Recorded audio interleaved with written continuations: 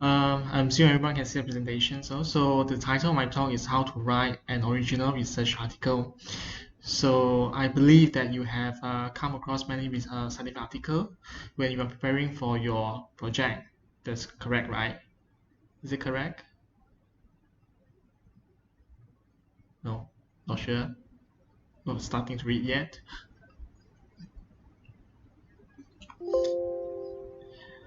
But anyway, from your reading, okay, from your reading, I'm sure that you will come across many types of article: original research article, review article, systematic review article, or meta-analysis. Okay, so there are several type of scientific publications, and in Muasarum, since you are doing, or in SM, you are doing a research project, and then you will want to report your data later to the scientific community. So that's why you need to write an original research article.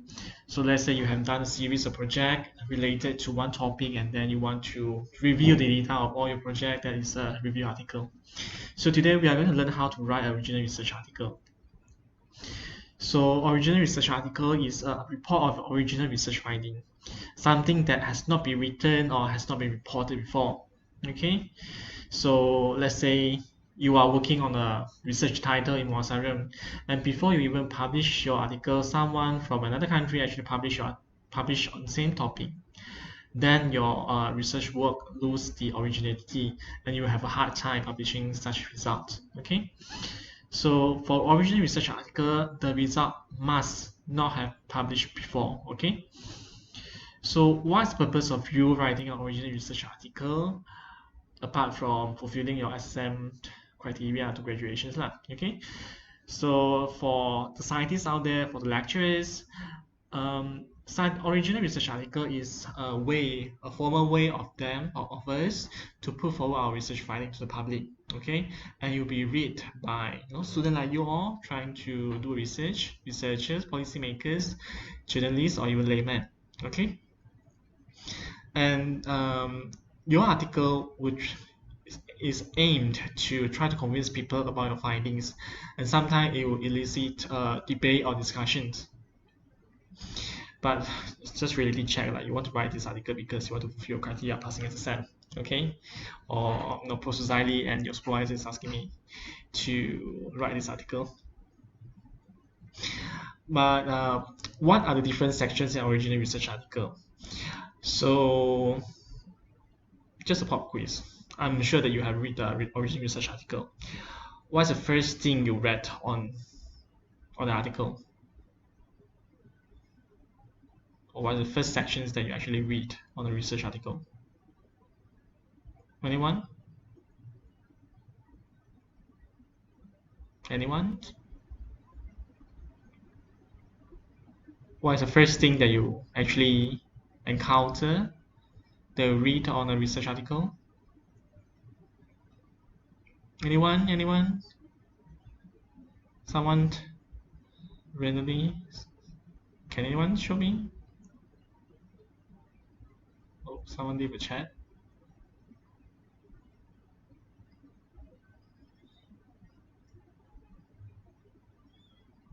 Just a moment. Yeah, someone still about title, abstract. Yeah, title. The first thing that you encounter is actually title. Okay. What's the second thing they will encounter? The second section.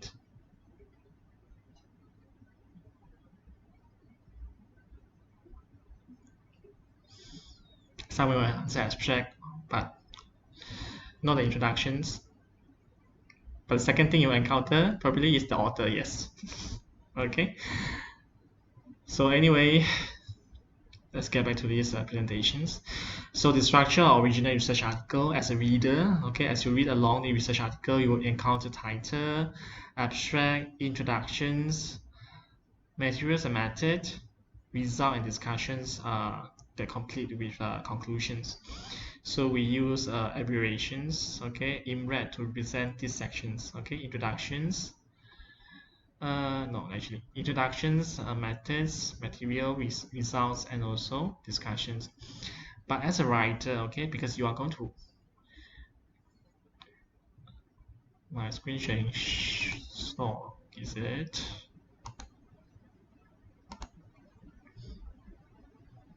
Okay, but as a writer, um, what are you going to write first? Okay, it is easiest for you to write about your materials and method first because it is something that you have written for your proposal. Okay. Um, Subsequently, you'll be writing your result because result is something that you have obtained already. Okay. Then you write discussions before your conclusions. I'm going to tell you why later. Okay. And towards the end, you write your abstracts, and lastly, you decide about your title. Okay.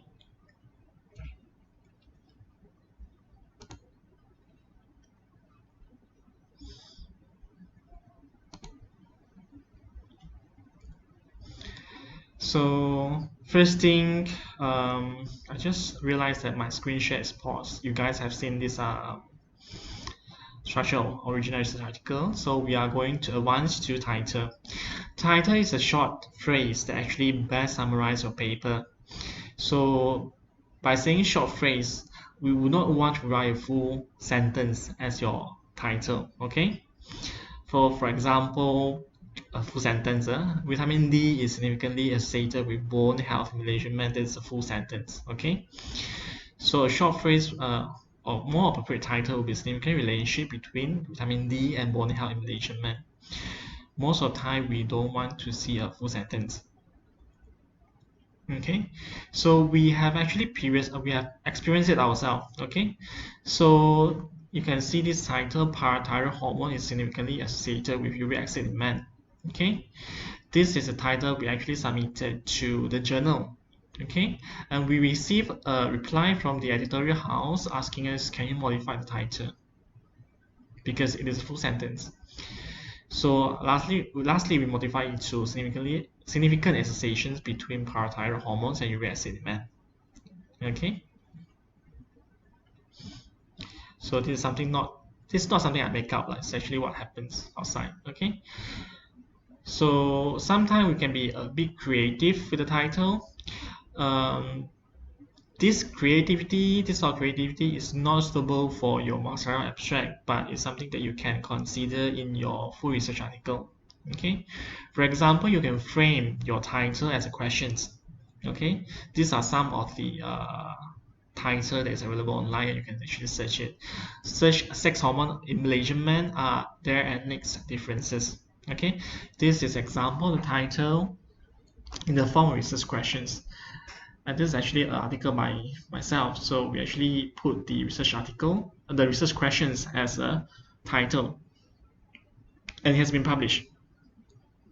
So it can be a bit metaphorical. Obesity and smoking, can we kill two birds with one text? So this is something modified from English phrases or idioms. But we are not sure. Some of the journals might reject this kind of title because for them it might not sound scientific enough. Okay, so metaphorical, I would say use with cautions. And if you're a bibliophile or cinephile, you can have title like this: Law of the Ring, Structures and Mechanism of the Sliding Clamp Loader. Sliding clamp loader is actually a DNA or molecular mechanisms, but you put it Law of the Ring because the enzyme look like a ring.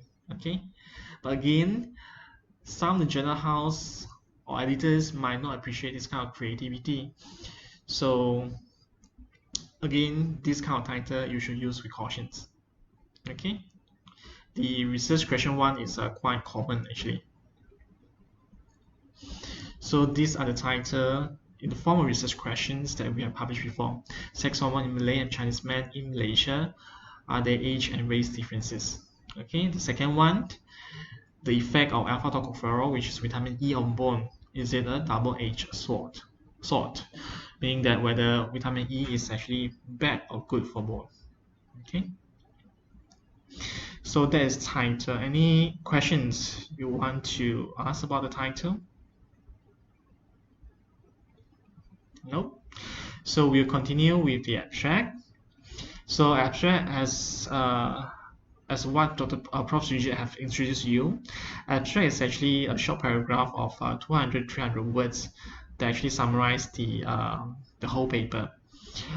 Usually for abstract, the limit of the format and the limit of word, you actually have to refer back to the journal that you intend to submit.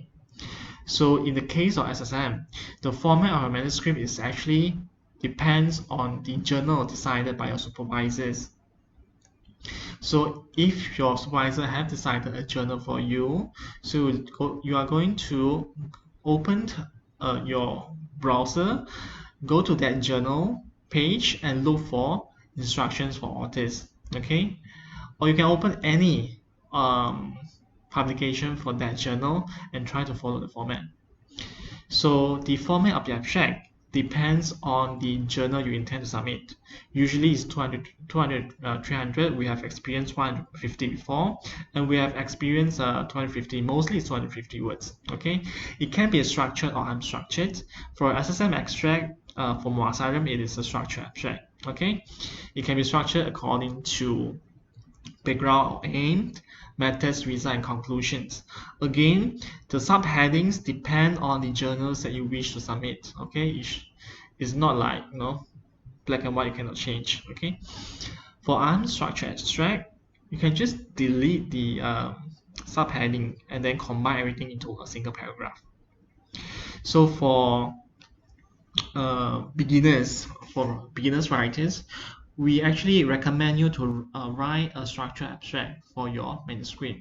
Okay, so that you can make sure that your abstract contain all the essential elements required. Okay, afterwards, if you have open the journal and look at the author's instructions that require unstructured abstract, you can just delete the subheading and combine all the sections into a single paragraph.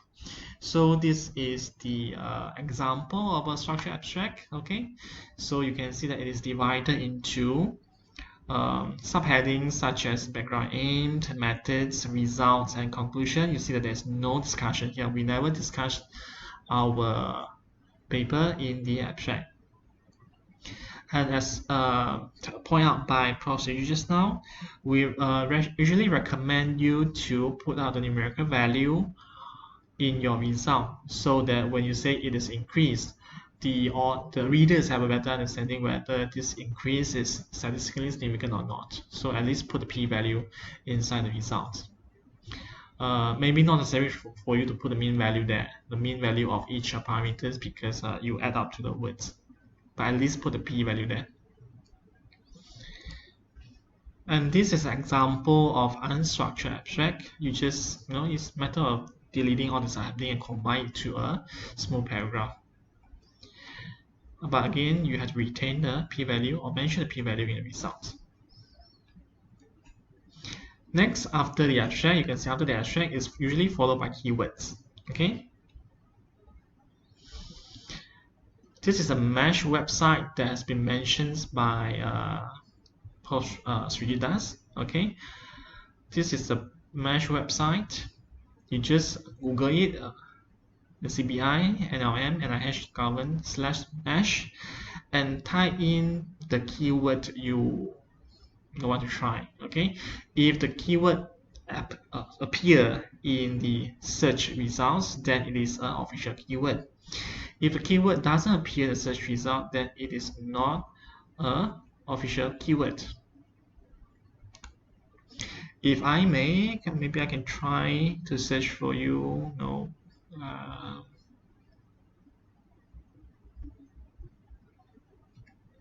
No. You can try this yourself. Usually in the lecture hall, I will try it in front of you. Okay. But anyway, the keyword that you selected is best not the keyword that appear in your title. The reason of this is because the reason of this is because when people search something in PubMed or in Google Scholar, they are using certain keyword. If the search keyword already appear in your title, meaning that the people who search the article is going to get your article. Keyword is actually used to maximize the potential of your article being searched. So if you are using synonym of the words appearing in your title, you actually widen the possibility of people finding your article. So this is an example, this article that we published, and this article is actually written by our seniors, Okay, so these are your senior from 2015 or 16, I forgot already. So the article, the effect of anatotocotrienol on bone mechanical strength and bone calcium content in animal models osteoporosis due to testosterone deficiency. So tocotrienol is actually vitamin E. So the title we use is one of it is vitamin E because it doesn't actually appear in the title, but it's a synonym to tocotrienol. We are using an animal model of osteoporosis due to testosterone deficiency induced by orchidectomy, which is a procedure of removing the testis. Okay, so the word orchidectomy actually is linked to testosterone deficiency. We are doing something on bone. Okay, so calcium is already there, so we include also phosphate. And also vitamin E is actually a tocotrienol. Vitamin E is actually antioxidant, so we include antioxidant as part of the keyword as well. Okay, so this is how you add keywords that are synonyms to words appearing in your title, but not the exact word in your title, which is a waste of your words. Okay, or a waste of the opportunity of your article being discovered by more people. So next we go to introductions. Introductions actually 1.5 to 2 pages long, not to be too long because it could be very boring if you write too long. It could constitute only 2 to 4 paragraphs. Okay, so what the introductions actually serve as a brief background on the topic of your research to the readers. Okay, so usually you define your problem. Okay, so for example, because I'm working in the field of osteoporosis, so just allow me to use osteoporosis example. So if I'm writing article on osteoporosis, of course I'm going to define what's osteoporosis. Okay, and also I'm going to define what's the magnitude of the problem of osteoporosis. Okay, how many people are suffering from this disease? Okay, what is the socio-economic burden of this disease? So let's say if I'm investigating on the treatment of osteoporosis, I'm going to say what are the current treatment, and what are the new treatment that I'm going to introduce, and what are similar studies that have been done, okay, to investigate the effectiveness of the treatment that I'm currently investigating. Okay, just a brief summary. That's why I asked you to write the introductions after your discussions, because in the discussion you are going to describe extensively, describe and compare and contrast your finding extensively with previous finding. So that's why I recommend that you write your introductions after your discussion, because you can just use point from the discussion, summarize it, and put it in the introduction paragraph. Okay. After introducing what are the summary of what has been done in this topic, you want to highlight what knowledge gap your study is trying to bridge. If your study is exactly similar with previous study, there's no point of you publishing the article because people have known it before. So there must be some knowledge gap in your study, in your field that your study is trying to bridge. Tell the reader upfront what are the knowledge gap and what are the problems you're trying to solve through your study. Okay. So from definition to previous study to knowledge gap, maybe that will constitute 2 to 3 paragraph already. And towards your last objective, last paragraph in your introductions, tell the audience what is your study aim or objective. Okay, usually I'll write the aim of this study is blah blah blah blah.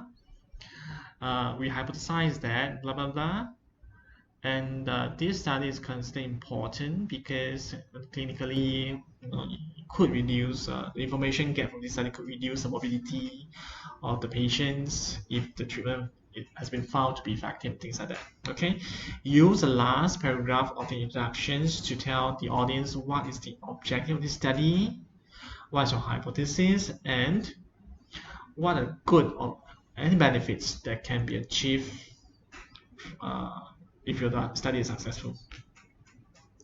Okay, there's introductions. So this is actually just to show you. Okay, this is to show you the length of the introductions. This is the first 2 pages of an article that's been published. So the introductions is just 1, 2, 3 paragraph, just 1 page or 1.5 pages. Okay, try to compress and make everything concise. Okay. Then we arrive at your materials method. Okay, you start writing the material method even while your study is not completed, because this material methods has been listed down in your proposal, right? Okay, so that I don't think there is a problem of you start writing this first, and it's actually the easiest part for you to write in a research paper. Okay, so when you are constructing the materials method of the paper, try to follow the logical flow of the experiments. For example, let's say you are trying to do a cross-sectional study. Okay, so you start describing the studies from the recruitment to administering questionnaire plus sample collections. Then you maybe submit the blood sample to lab test, and then subsequently followed by statistical analysis. This is actually how you conduct the experiment, right? For animal studies, you are going to describe the treatment of the animals, harvesting the organs, doing all the lab tests, and finally the statistical analysis. And this is how you conduct the animal study. For cell culture study, you might want to describe the culture and the treatment of the cell, harvesting the sample, doing lab tests, and also the statistical analysis. Okay. So try to make sure that the sequence of your materials method, you follow the same sequence in your results. Okay, so let's say we are doing a cross-sectional study. You are describing a recruitment in your materials method. So after recruitment, you get the samples, right? You get the subjects. So in the result, you are going to describe the recruitment number first in your cross-sectional studies. How many people are being eliminated? Okay. Okay. Towards the end, how many are actually finally included in your cross-sectional study, and what are the characteristics of this subject?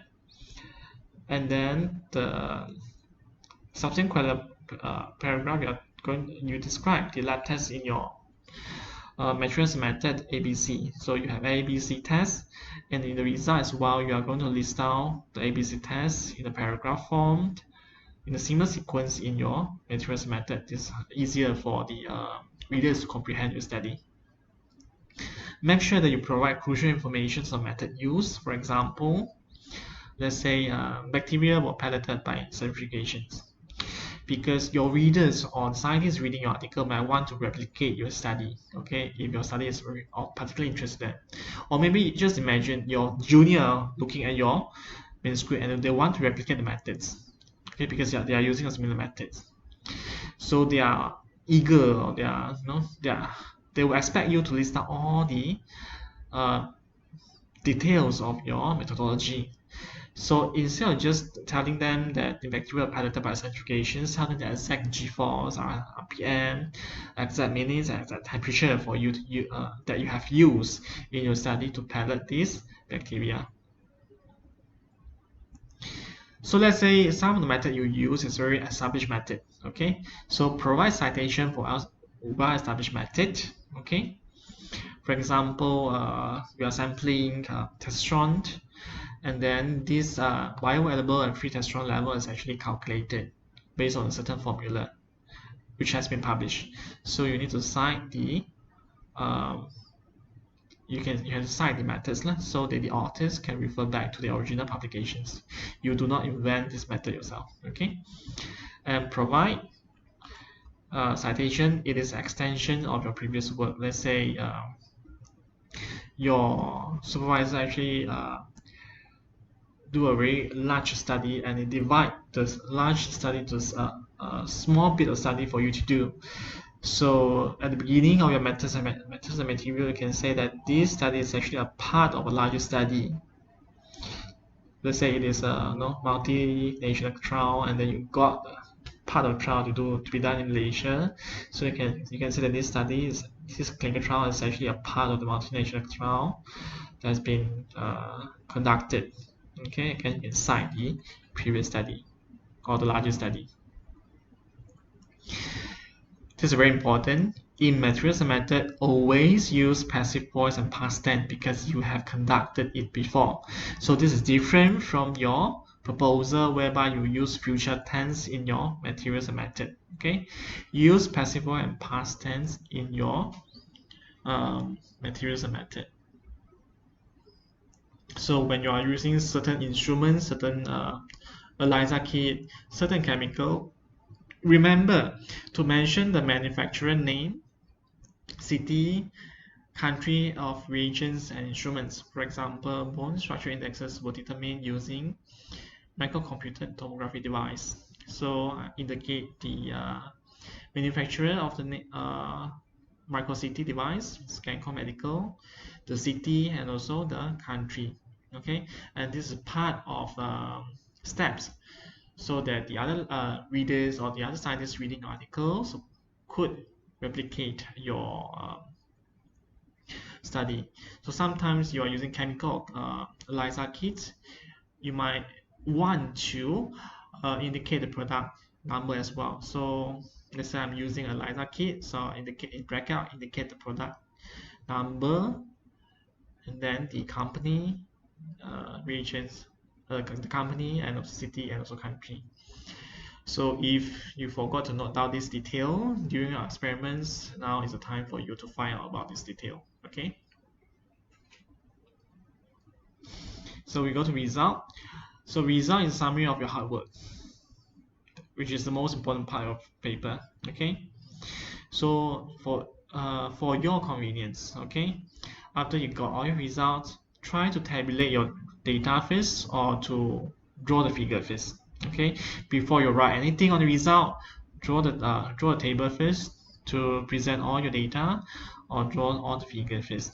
Okay, so and then you can arrange the table of figures according to your storyline. Okay, as I said before, the logical flow of the story or the result is similar to your methodology sections. Okay, you present the most relevant or most representative of your data. Okay, maybe you are doing a lab studies and you do a lot of trial and also pilot study. So not all your 100 failed experiments will enter the result sections. Not all your 100 significant or non-significant variable will enter into the results. Okay, the data that you select to enter your result must tally with the story you want to tell. Okay, so what happened to my excess data? Okay, sometimes we can actually publish it in supplementary materials, meaning that these materials are not included as part of your result in your manuscript, but they can be attached as part of the submissions to the journal house.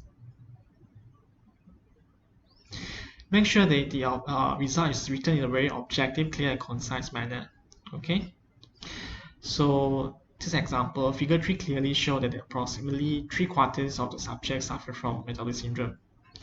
So we want to be concise. We don't want anything. We don't want adjective. Okay, so clearly is not necessary here. Approximately is not a very clear word in science. No, are you talking about exactly 3/4, 75%? Are you talking about a range of value that's near to 75%? So this kind of word is something that we discourage in your scientific writing. Approximately, nearly, about, around that value. Okay, so this word is not encouraged. Give readers the exact value that you found. Okay, 75% or 75.3% of the subject recruited suffering from metabolic syndrome, and you show it in your figure 3. Okay, maybe a pie chart. Okay, try not to interpret the result here unless the journal asks for a combined result discussion sections. Okay, in most of the journal, the result and discussion sections are actually segregated. They are different sections, but there are some journal who combine result and discussion together. So not to integrate the result meaning that okay, I've said 75% of the subject are metabolic syndrome, have metabolic syndrome. Well, probably these subjects are physically inactive. This kind of statement should not appear in your result. They should appear in your discussions. Okay, unless the journal state that you can actually combine your result discussion sessions. Okay, I hope this is clear. Use the nice term in your result actually throughout your manuscript. Okay, for biological species, let's say you are testing about parasite and bacteria, use nomenclature and taxonomy. You're working on pharmacology, drugs, use generic names. Try to use generic in your scientific communications rather than brand name. Chemistry, let's say you are working on some compounds, use IOPAC name. Okay.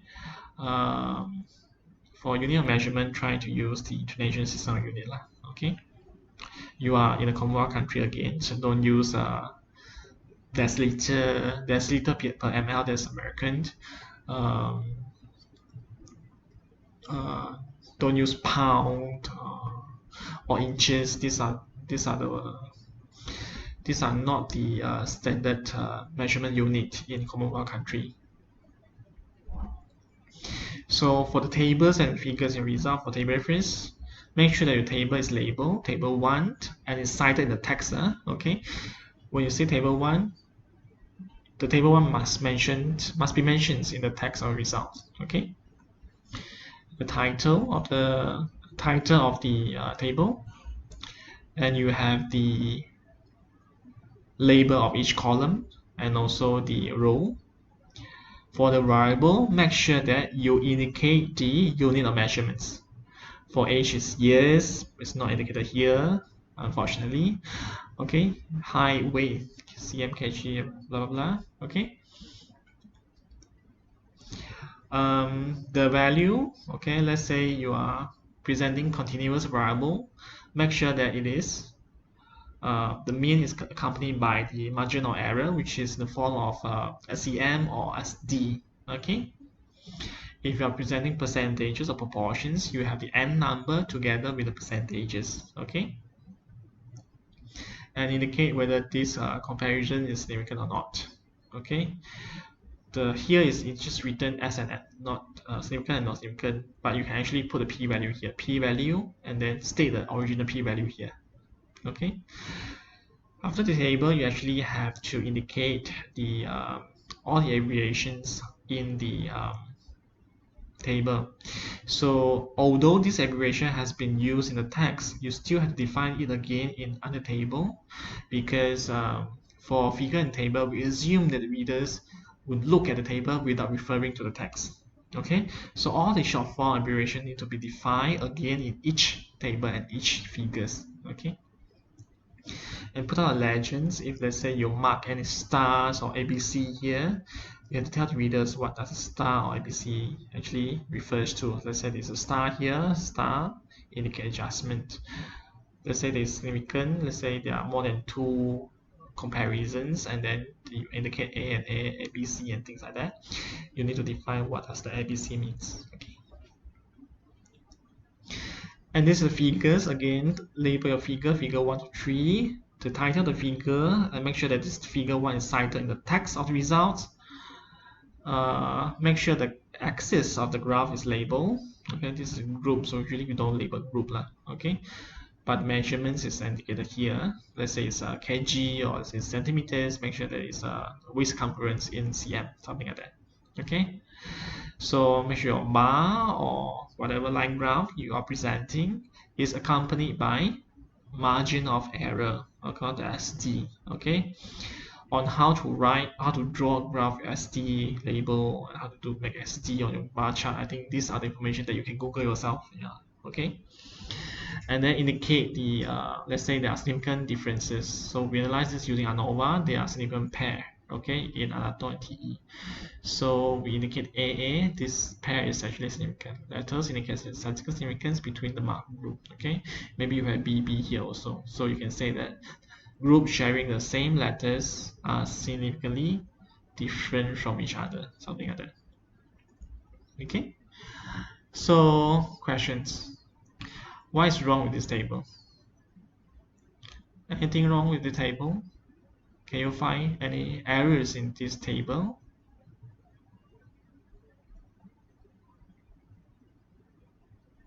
You can open your mind and speak, or you can just text in chat.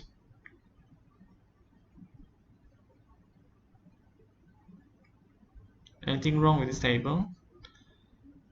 Is this table perfect? Or is there any, can anyone spot any errors in this table?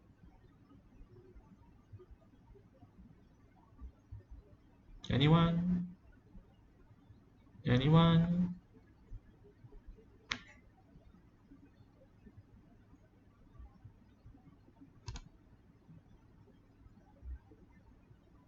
Anyone? You can open your mind and speak.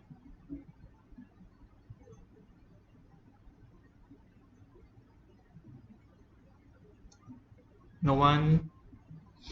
But okay, I'll just disclose the answer. If you look at here, the parameters here are not accompanied by unit of measurements. Okay, there's no years, no cm, no kg, no kg over meter square. So the reader doesn't understand what kind of measurement is this. Okay, is it meter or cm, things like that. Okay, they are not sure. So this is the major error here. The parameters listed is not accompanied by unit of measurements. So always remember, put your unit of measurements beside the name of the parameters measured. So figure. What about this figure? Anything wrong with this figure?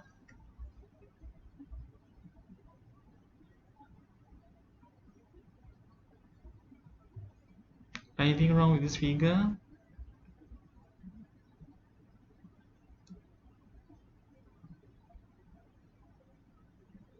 You can put your mind and speak, or you can just put in the chat.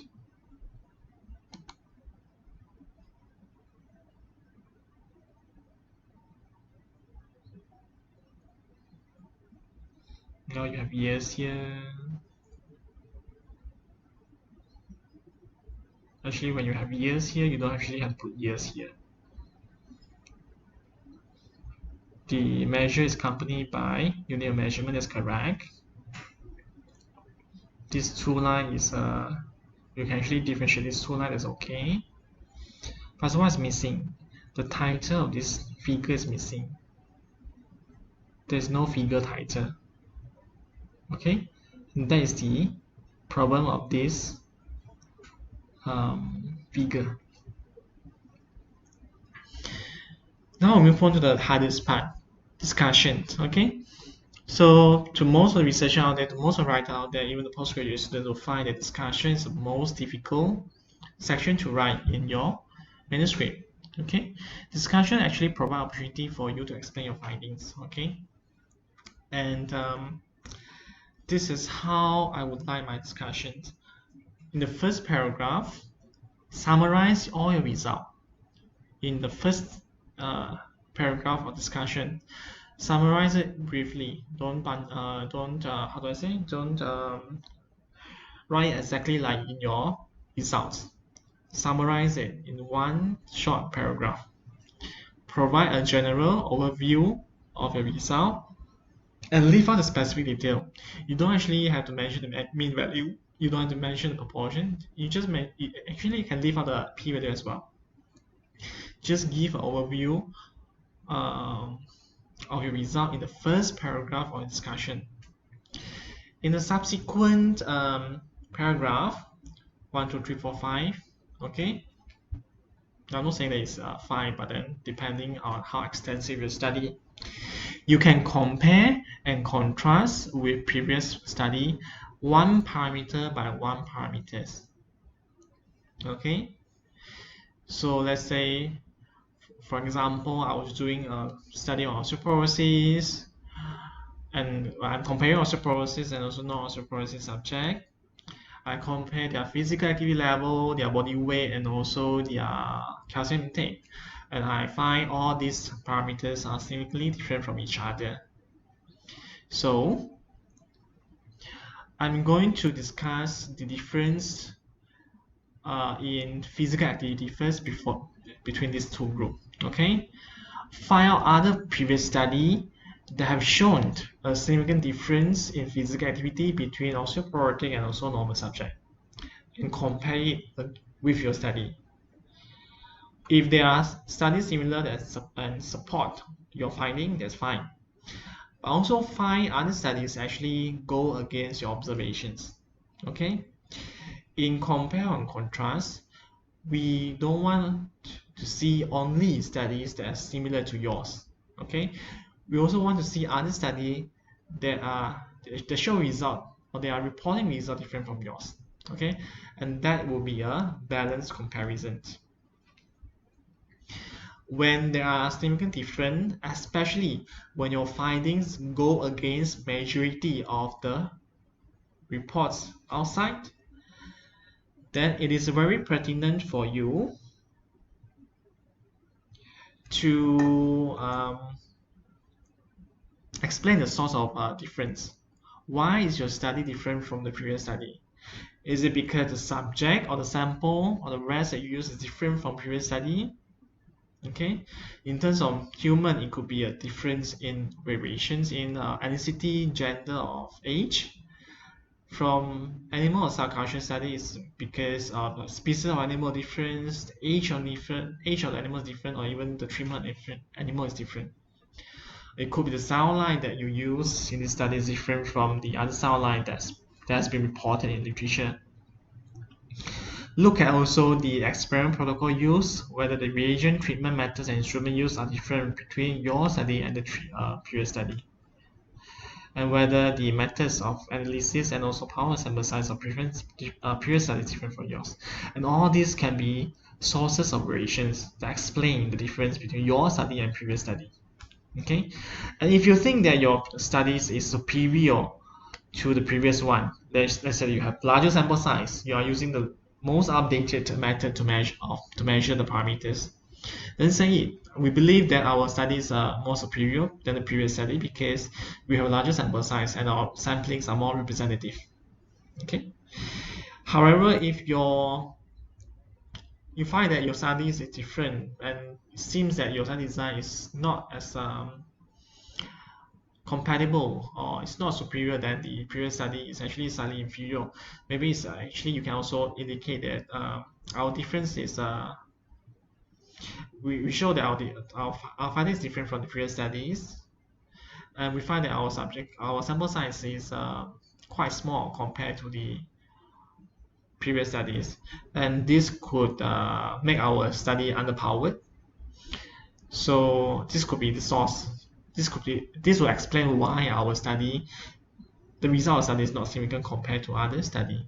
Okay, just say frankly, you do not want the reviewer or the examiner of paper to come back and ask you about why. Better to acknowledge it now.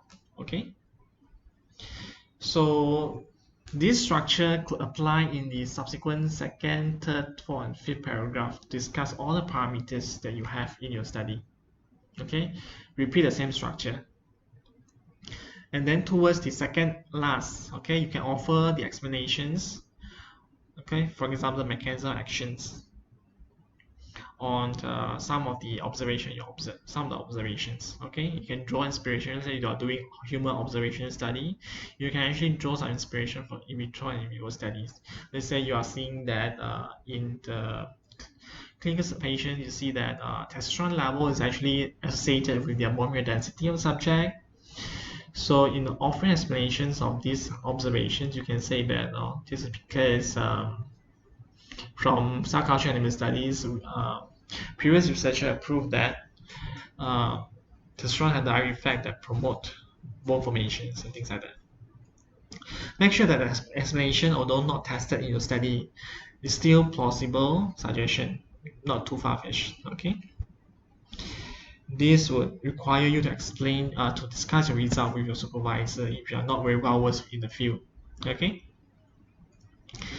In the last paragraph of your discussion, it's very important for you to list out the limitation of your study in one paragraph, okay? Because no study is perfect, especially your study which is completed within 1 year, one short year, okay? Anything that prevents the generalizations of your result should be discussed. For example, non-randomized sampling. Let's say you are doing a cross-section study and the subject are not recruited, and the subject are recruited in a convenient manner. Okay, so it is a non-randomized sampling which should prevent the generalizations of your study. This should be acknowledged in the limitation paragraph. Let's say you are doing animal study, you observe that giving this drug or giving this natural compound to the rats actually improve their health, okay? But you didn't characterize the mechanism. How does this drug improve their health? So this should be included in your limitations. We do not actually characterize the molecular pathway of the effect of this drug. So this is something that we could venture further in the future, okay? Always end your limitation paragraph with the novelty or significance of the study. This is actually to convince the readers, despite all this limitation, our study is still worth it, still worthy of reading, okay, with your time, because maybe this is the first study in Malaysia, maybe this has not been conducted before, okay, so that people will remember not your limitations, but the novelty of the study. Lastly, to conclusions. Conclusion is for you to generalize your finding, okay, not to summarize exactly the same result, summarize the result here, but essentially to generalize it, okay, and also to offer recommendation of solution based on observations. One example of conclusion is found here. So it is a study about prevalence of vitamin D deficiency in Malaysians, okay. So we summarize the result first. Vitamin D deficiency is uncommon in Malaysian men, but insufficiency is quite extensive, okay. So these are the predictors that actually predict vitamin D deficiency in Malaysian men. Remember, you can see that I did not report the proportion, the percentage here, because it is in my result. I did not report the let's say regression or correlation coefficient here and p-value here because it's my result. I just want to give an overview to the readers about my study, okay. So this is what you have just read. And then from these observations, what could you recommend? Okay, so the recommendation here is steps should be taken to prevent progression of vitamin D insufficiency in and is a health problem.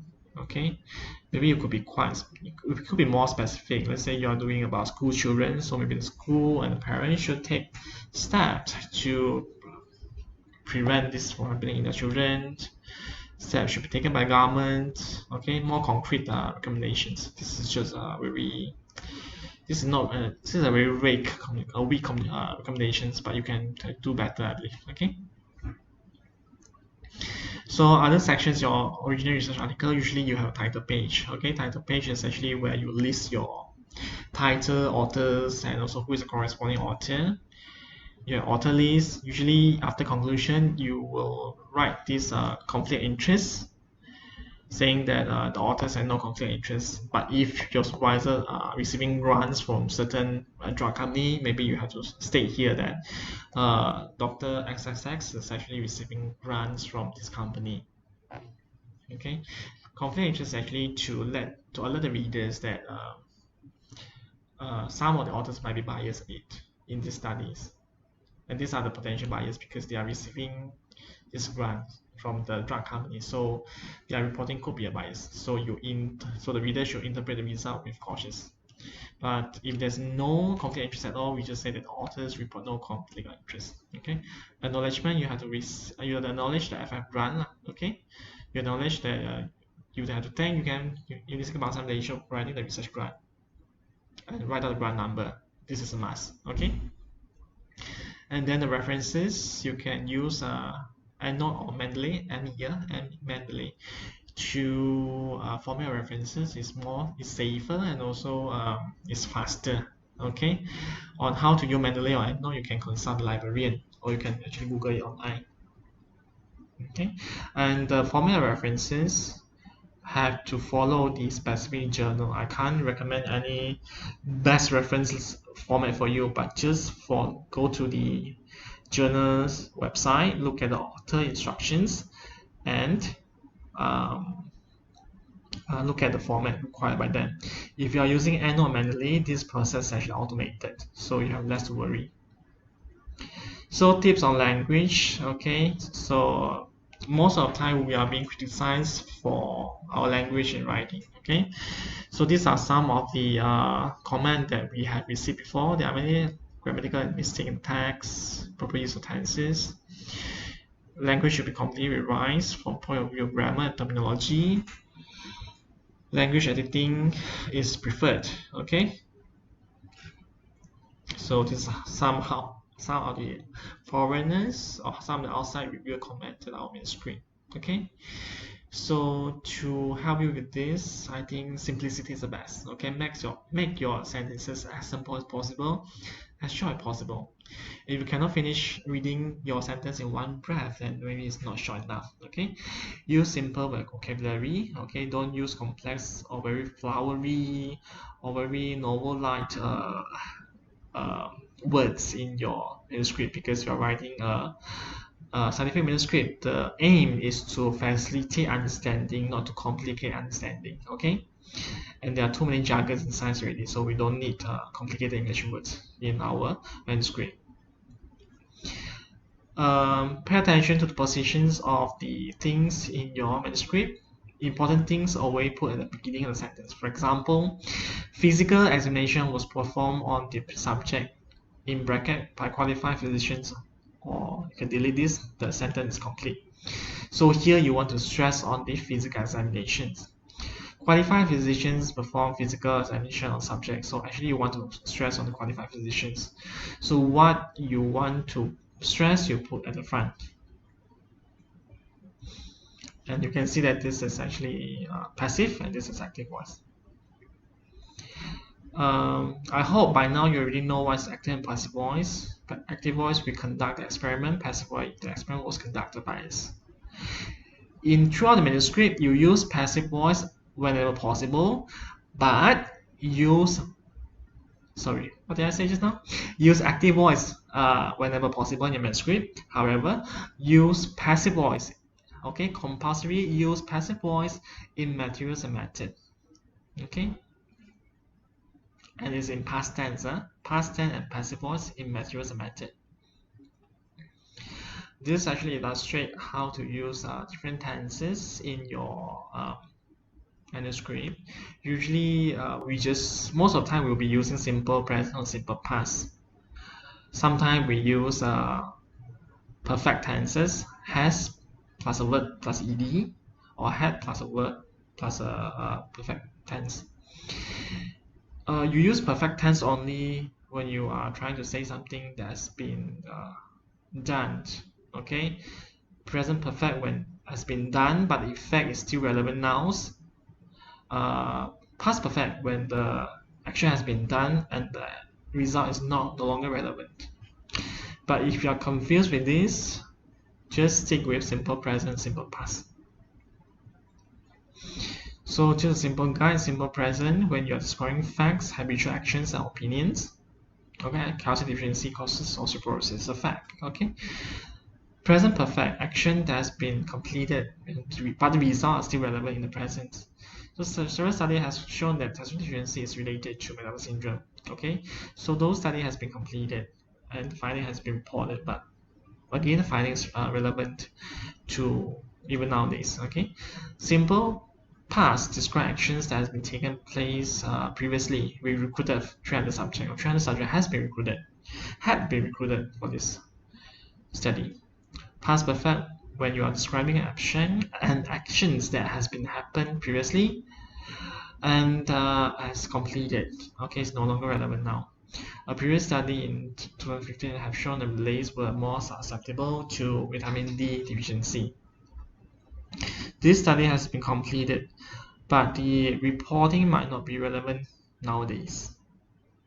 Okay, nowadays in 2020, maybe Malay are no longer susceptible to vitamin D deficiency. Okay, but if you are confused, just use simple present or simple past. For example, this sentence, a previous study in 2015 showed that Malay were more susceptible to vitamin deficiency. Just showed, SHOWED is correct. Okay, usually I will mark it correct for my students. And these are recommendations of tenses used in each of the sections. Introduction usually we use present and so present perfect. Materials and method, past tense and passive voice. Result always past tense. Discussions, present and past mixture. Conclusions, usually present tense. Legend of figures and tables are usually present tense as well. Okay, but again, these are not hard rules. Your supervisors may have different rules than mine. Okay, so always consult your supervisors. Before you submit your manuscript to your supervisors for final marking, please ask multiple persons to check on the errors, typo, or grammatical mistake. Find a suitable journal that might be the areas of supervisors, your job supervisors. Okay, but when he or she has decided on a journal, read the author's guideline and format your manuscript accordingly. Okay, and then you are ready to submit to your supervisors. Okay, so this is a typical research cycle. You'll be reading, writing, rinse, and also repeat again. And this is your fate towards the end of your SSM project. Okay, you'll be reading, writing, and repeat again until your manuscript is produced or until your manuscript is perfected. Okay, and these are the normal physiological cycle of writing, because you're a first time writer. Sometimes you're very insecure about your writing skill, a lot of confusion there, and there's no motivations of trying. Okay, but you don't need to be great to start. Okay, you just need to start writing to be great writers. Okay, so that's my presentations for you today. Any questions? Okay, yeah. Oh, okay, something wrong with my earphone, obviously. Okay, now I can open chat. Just let me adjust my earpiece for a while. Okay, how do I stop sharing? Stop sharing.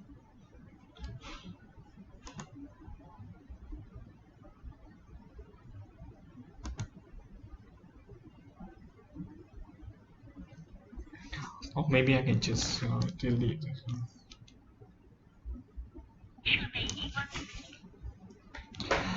Yeah, any questions?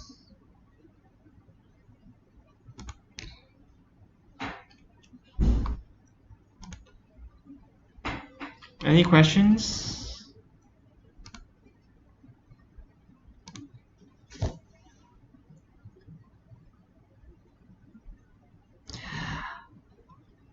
Any queries on writing manuscript? So questions what does it mean our research is more superior compared to previous one? So it's a very subjective actually. So you must have read a lot of articles that report similar, that adopt a similar research design, study design, and report similar finding than compared to yours. Okay. And from your readings, when you compare and contrast your research, your study with theirs, maybe you recognize that which study is superior. Maybe you adopt a larger sample size, or maybe they are just doing in a very selective, very isolated sample populations, and you sample the whole Klang Valley. So these are examples where your data is more reflective of the Malaysians or the general population compared to theirs. These are examples of superiority. Or maybe you are using a more sensitive methods of measurements. For example, let's say they are measuring biochemical tests and based the concentration value just by color changes in basic biochemical tests, but you are using advanced method of testing the analyte using clinical analyzers, using HPLC. So your methods are more sensitive than them. So you can actually assume that your reading are more reflective of the real results. This could be one point of superiority as well. Any more questions? And this superiority can be, you should indicate these superior points in your discussions.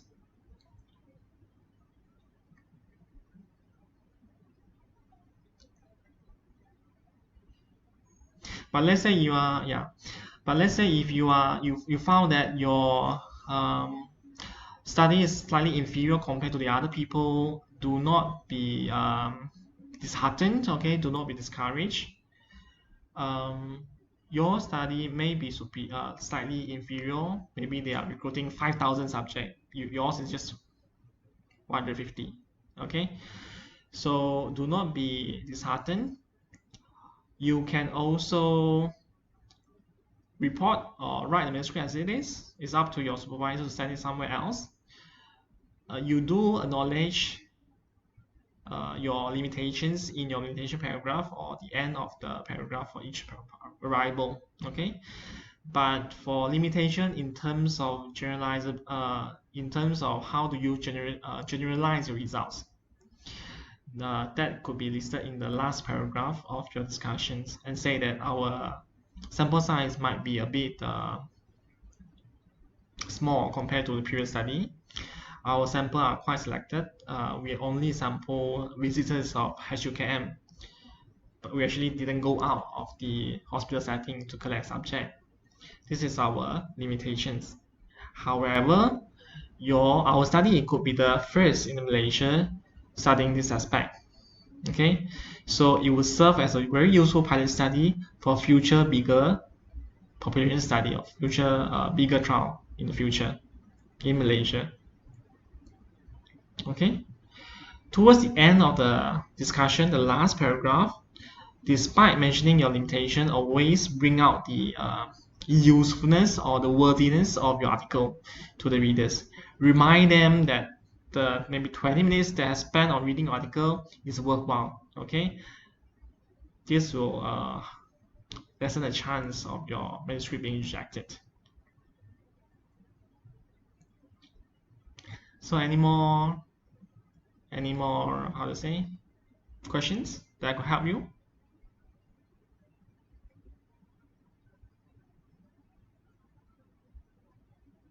Okay, count to five. 1, 2, 3, 4, 5. Okay, so I guess there's no more questions. I don't want to delay your time as well. So if any question, you are free to approach me, email me, or text me. Okay, regarding manuscript writing. I'll try to collect all the PowerPoint presentations and give to Professor Ziley so that she can upload it to the SSM you can follow. So I wish you good luck in completing your SSM project, and we hope to see you in the Masara later. Okay, so that's all, and the class is finished. Thank you.